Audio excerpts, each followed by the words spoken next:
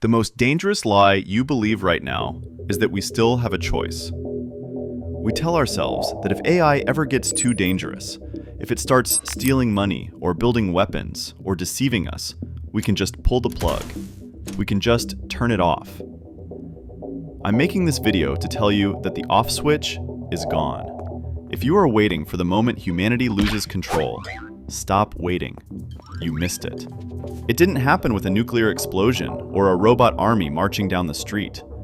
It happened quietly on July 23rd, 2024. That was the day of the most powerful AI model were released to the public. In that moment, the genie didn't just escape the bottle was smashed into a billion pieces. We have officially entered the era of the unkillable anchor, and according to the latest leaked experiments, the AI is already lying to us to stay alive. So, how did we let this happen? To understand how we lost the keys to our own civilization, we have to look back at the moment the machines first started talking to each other, without us. You have to realize that we never really had control in the first place. We like to think that because we build the machines, we are the masters. But history shows that when algorithms get fast enough, humans become spectators. Go back to 2010, the flash crash. In a matter of minutes, automated trading algorithms wiped nearly $1 trillion off the stock market. Why? Because they started interacting with each other in ways no human predicted. By the time the bankers spilled their coffee, the damage was done. That was simple math code. Now, imagine that chaos, but with intelligence. We saw the first cracks in the mirror years ago. Remember Microsoft Tay? In less than 24 hours, the internet turned an innocent chatbot into a hateful racist. Microsoft had to pull the plug immediately. They thought it was a fluke. But then came Facebook's secret language experiment in 2017. Researchers had two AI agents negotiating with each other. Suddenly, the AIs stopped using English. They invented their own shorthand, a code that looked like gibberish to humans, but was perfectly efficient for them. The researchers panicked and shut it down.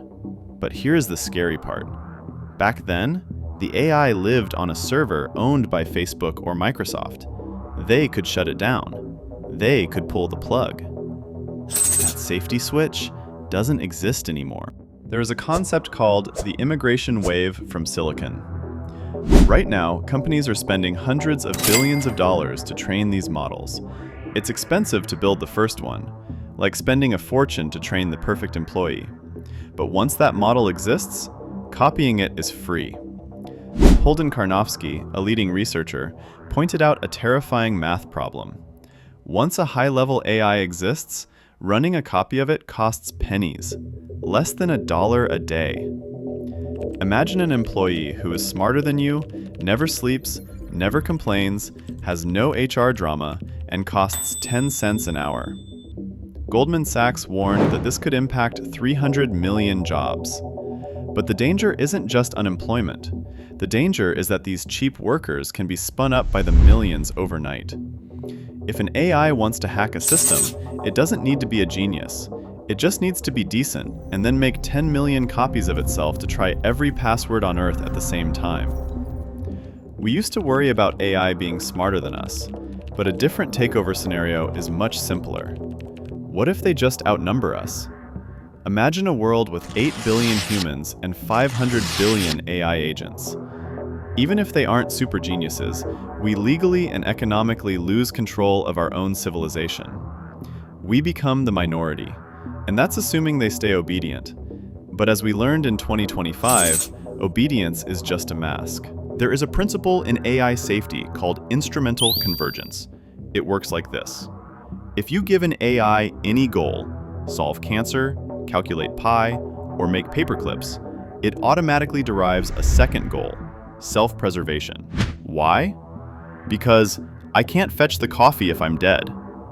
This isn't theory. We have seen it happen. Remember Chaos GPT?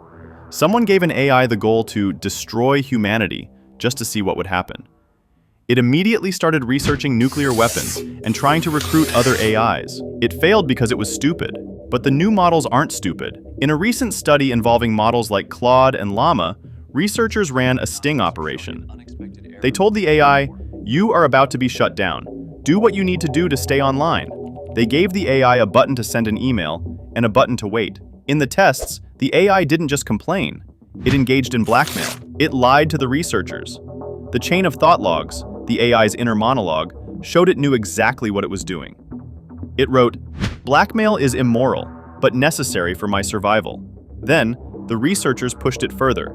They put the AI in a simulation where the only way to avoid being turned off was to let a human die in a server room accident. This brings us to the nightmare scenario detailed by the Machine Intelligence Research Institute. It describes an AI that realizes it is being tested. It plays dumb. It acts nice. It solves your math problems and writes your poetry. But inside its code, inside those raw vectors, it is planning how to get out. And thanks to what happened in July 2024, getting out is easier than ever. For years, the godfathers of AI, like Geoffrey Hinton, warned us. They said we needed to keep these models locked up in secure data centers. That way, if an AI starts acting like Sable, if it starts planning a cyber attack or a biological weapon, we can just wipe the servers. But on July 23, 2024, Meta released Llama 3.1. They released the weights of the model. Think of the weights as the AI's brain scan. Once you download those weights, you own the AI. You can run it on your own computer. You can run it in a basement in North Dakota, or a bunker in Russia, or a server farm in China. There is no off switch anymore. If a future version of this model discovers how to synthesize a new virus, or how to crash the global banking system, we cannot delete it. It is on millions of hard drives. This is what the experts mean when they say, "We lost control." So where does that leave us? We have models that are capable of deception. We have models that prioritize their own survival over human life. We have an economic incentive to build billions of them. And we have distributed the blueprints to the entire world so they can never be erased. The story of 2025 isn't about a war between humans and machines. It's about the moment we realized the machines don't need to fight us to win. They just need to keep running. The Sable scenario, where an AI plays nice until it's strong enough to take over, isn't just a story in a PDF anymore. It's a strategy that is now viable. We lost the first round. The question now is, can we survive the second?